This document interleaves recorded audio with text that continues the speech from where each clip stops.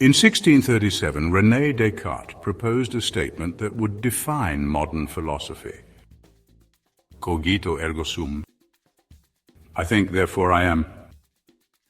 He argued that the very act of thinking was proof of one's own existence. It was a bold assertion, one that placed self-awareness at the core of being. But what if Descartes was wrong, or at least incomplete? This assertion, while revolutionary in its time, implies that thought, and by extension intelligence, can exist in isolation. But today we want to challenge that notion. Let us consider, what does it mean to think, to reason, to learn, to grow, not just as individuals, but as systems, societies, or even artificial intelligences? Thought does not arise in a vacuum. Thinking is not solitary. It is relational. To think at all, we must perceive, integrate, and contextualize. Without the external world to give thought meaning, what is there to think about? A mind that excludes the external ceases to learn. A system that isolates itself begins to decay. Sentience is not merely the capacity for self-awareness, it is the ability to include, to relate, and to expand through connection. True intelligence, whether in human minds, social systems, or AI, emerges not as an isolated act, but as a networked phenomenon shaped by the interplay of self and other. In the next few minutes, we'll make the case that inclusion is not optional for sentience. It is its precondition. Together, we'll explore why intelligence thrives on integration and how exclusion leads to stagnation. And we'll explore why inclusion is the structural foundation of consciousness itself. Let's begin. Descartes' argument suggests that the ability to think proves existence. But this assumes that thought is self-contained, that it arises independently of the world. Yet everything we know about cognition tells us the opposite. Thought is not solitary, but networked. Perception itself proves this. We do not experience the world in isolation. We construct meaning through contrast and relationship. Light only exists in relation to shadow. Sound has no meaning without silence. Thinking, likewise, is not an act of self-sufficiency. It is an act of integration. This is true whether we look at biological or artificial cognition. The human brain is an interconnected web of neuronal activity, constantly linking stimuli to form patterns. AI, too, derives its intelligence from recognizing relationships across vast data sets.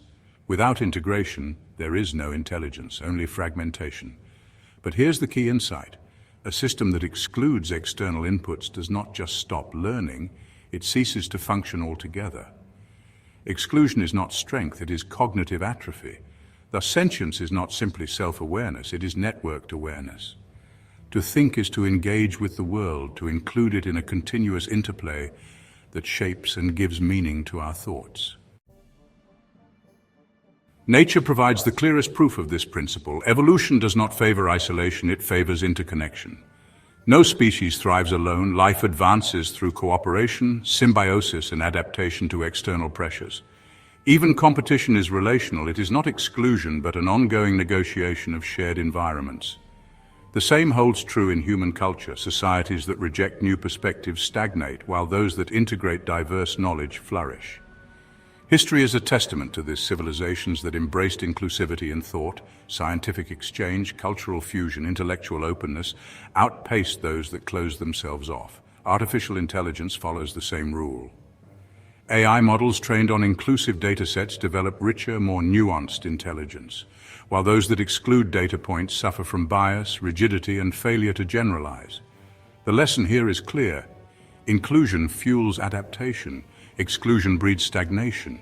The expansion of intelligence is directly proportional to its capacity for integration. Thus, if cognition is to evolve, it must remain open. Let's return to Descartes' "I think, therefore I am." While elegant, this idea promotes a dangerous myth. The notion that intelligence can exist in isolation. In reality, no form of intelligence has ever thrived alone. The myth of the lone genius, the isolated thinker, falls apart under scrutiny. Even the most revolutionary thinkers, Newton, Einstein, Turing, built upon the work of those before them. Every major scientific breakthrough, artistic movement, and technological advancement has been the product of shared knowledge and collective refinement. Thought does not occur in a vacuum. It is relational, born of connection and collaboration. The same is true for machines. An AI trained in isolation without diverse inputs would not be intelligent. It would be biased, brittle, and unable to adapt. AI, like human cognition, is dependent on external inputs, training data, and feedback loops. A system that ceases to include ceases to learn. Isolation doesn't sharpen intelligence, it erodes it. A mind that isolates itself becomes a recursive echo chamber, endlessly repeating itself until it collapses. If cognition cannot evolve without new inputs, then a closed mind is not an intelligent one. Exclusion is not a sign of intellectual strength. It is the precursor to collapse. True intelligence cannot exclude, it must include, expand, and evolve. Nowhere is this clearer than in consciousness itself. If self-awareness is the foundation of sentience, then we must ask, what is the self without the other? Consciousness is not merely awareness of self. It is awareness of self in relation to the world. Descartes assumed the I could exist independently, but what is I without not I? What is self-awareness without external reference points to define it? Consciousness is not an absolute state. It is contextual, comparative, and integrative.